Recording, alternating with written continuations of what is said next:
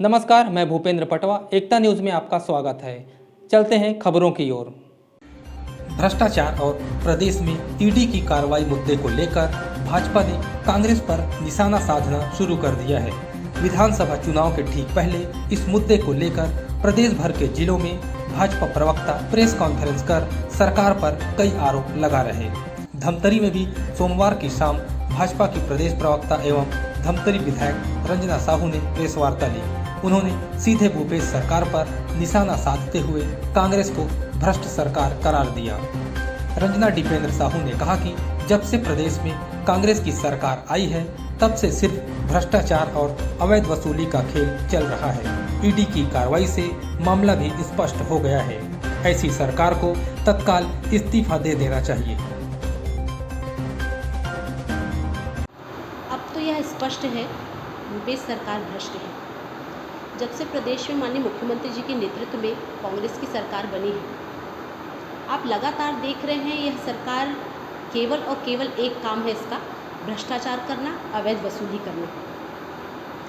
हम लगातार इस बात को कह रहे थे कि प्रदेश में माफियाओं का राज है, चाहे वो कोल माफिया हो, रेत माफिया हो, भू माफिया हो, चाहे वो शराब माफिया हो। और अवैध वसूली के चलते जिस प्रकार प्रदेश की स्थिति आज आपने देखी है, और यह जो भ्रष्टाचार हो रहा है वो केवल एक विभाग तक सीमित नहीं है, सभी विभागों में भ्रष्टाचार हो रहा है, सभी विभागों में अवैध वसूली हो रही है। शराब की अवैध वसूली हो रही है, ओवर रेटिंग ली जा रही है, ज़मीन दलालों के माध्यम से वसूली हो रही है।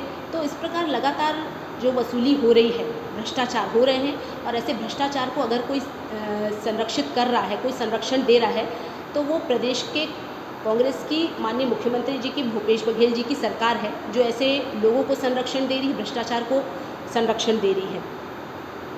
हम जिस बात को लगातार कहते आए हैं, अब यह विश्वास करना हम सबके लिए बहुत मुश्किल है कि छत्तीसगढ़ को जिन हाथों में सौंपा था, बहुत भोला भाला यह प्रदेश है।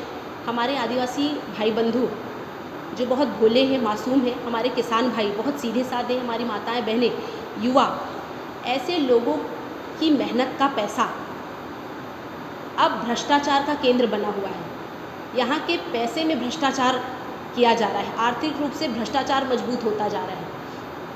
हम देख रहे हैं, यदि केंद्र की कोई योजना आती है, जनहितकारी जो योजनाएं रहती हैं, उन योजनाओं के मैचिंग ग्रांट के लिए सरकार के पास पैसा नहीं है, लेकिन अवैध वसूली के संरक्षण देने के लिए सरकार के पास समय है, और ये पूर्णतः संरक्षण दे रही है। और इस सत्तासीन सरकार के जो नेता हैं वो लगातार इन्हें संरक्षण दे रहे हैं, बढ़ावा दे रहे हैं। उनकी मॉनिटरिंग में यह भ्रष्टाचार को अंजाम मिल रहा है, भ्रष्टाचार इस प्रदेश में पनप रहा है, उसे बढ़ावा मिल रहा है। ये कोई कर रहा है तो वो भूपेश बघेल जी की सरकार कर रही है। अभी 3 दिन पहले ईडी ने एक प्रेस नोट जारी किया, और इस प्रेस नोट से यह स्पष्ट हो चुका है कि इनका एक लिंक बना हुआ है, और ये बहुत योजनाबद्ध तरीके से ये काम कर रहे हैं। इसमें कोई एक अकेला व्यक्ति शामिल है ऐसा नहीं है, इसमें व्यापारी भी शामिल हैं, इसमें बड़े स्तर के अधिकारी भी शामिल हैं, इसमें बिचौलिए भी शामिल हैं, इसमें राजनेता भी शामिल हैं।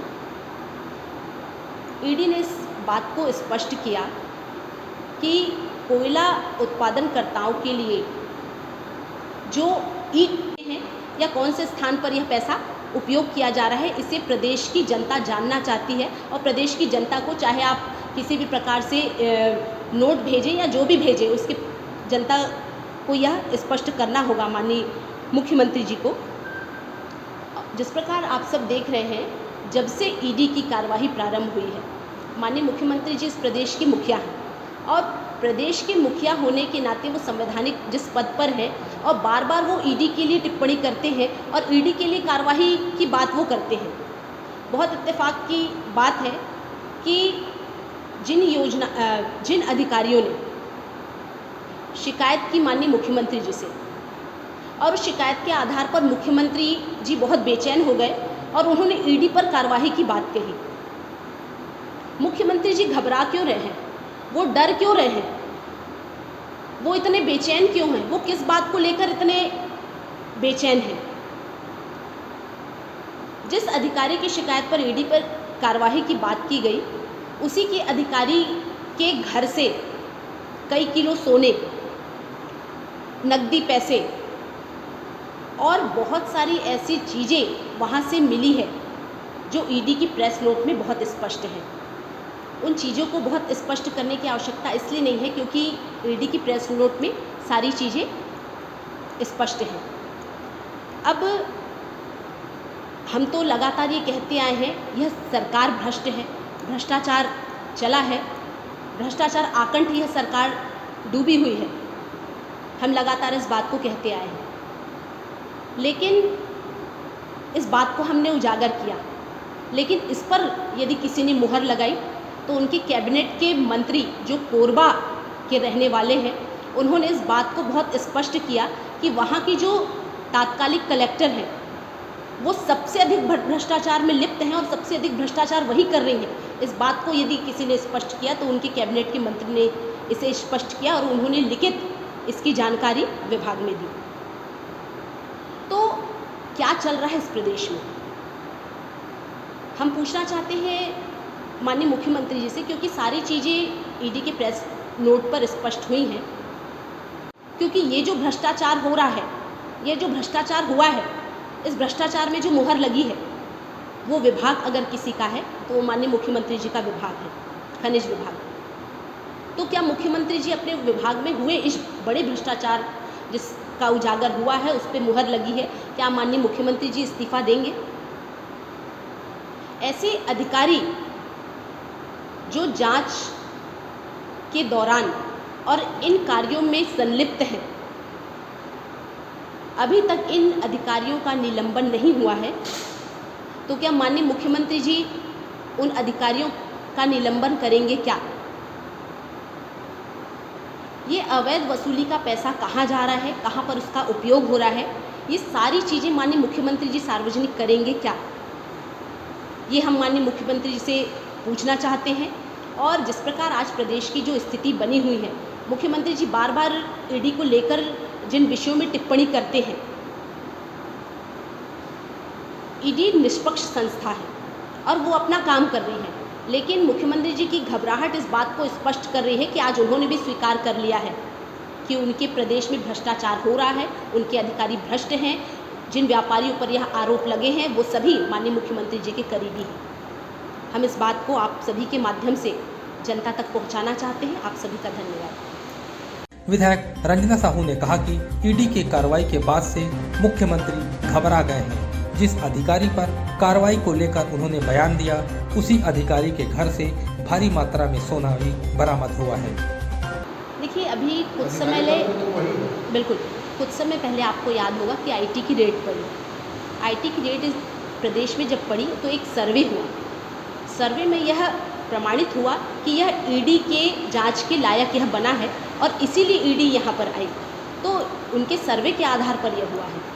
माननीय मुख्यमंत्री जी तो जब से ईडी यहाँ पर आई है तब से वो उसके पीछे पड़े हैं और वो ऐसा उल-जुलूल जो बयान माननीय मुख्यमंत्री जी दे रहे हैं, वो स्वयं जानते हैं कि ईडी निष्पक्ष संस्था है, स्वतंत्र संस्था है। उनको जहाँ पर इनपुट्स मिले हैं वो इनपुट्स के आधार पर वो कार्रवाई कर रही है। लेकिन हमने कहा कि जो इनपुट्स जो मिले हैं, आईटी की रेड जो पड़ी, वहाँ पर जो सर्वे हुआ, सर्वे के आधार पर यह स्पष्ट होता है कि वहाँ पर ईडी की कार्रवाई के लायक है कि नहीं। तो वहाँ से वो चीज़ें स्पष्ट होती है और वहाँ पर फिर ईडी जाती है और जांच करती है। केंद्र सरकार को लेटर भी इनके मंत्री ने लिखा, जांच की जाए। आ चुका है पोर्टल में, सर्वे वेबसाइट में, पोर्टल में आ चुका है। प्रदेश मंत्री रामू रोहरा ने कहा कि प्रदेश नेतृत्व में यह प्रेस वार्ता रखी गई है। ईडी की कार्रवाई से भ्रष्टाचार की पोल खुल गई है। इस कार्रवाई के बाद से मुख्यमंत्री अपने अधिकारियों के बचाव में जुट गए हैं।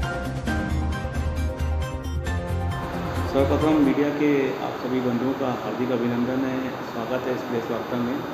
भारतीय जनता पार्टी प्रदेश नेतृत्व के निर्देश पर आज सभी जिला में प्रेस वार्ता रखी गई है और आज धमतरी जिले की प्रेस वार्ता धमतरी क्षेत्र की लोकप्रिय विधायिका सम्मानीय श्रीमती रंजना डिपेन साहू और मेरे द्वारा ली जा रही है।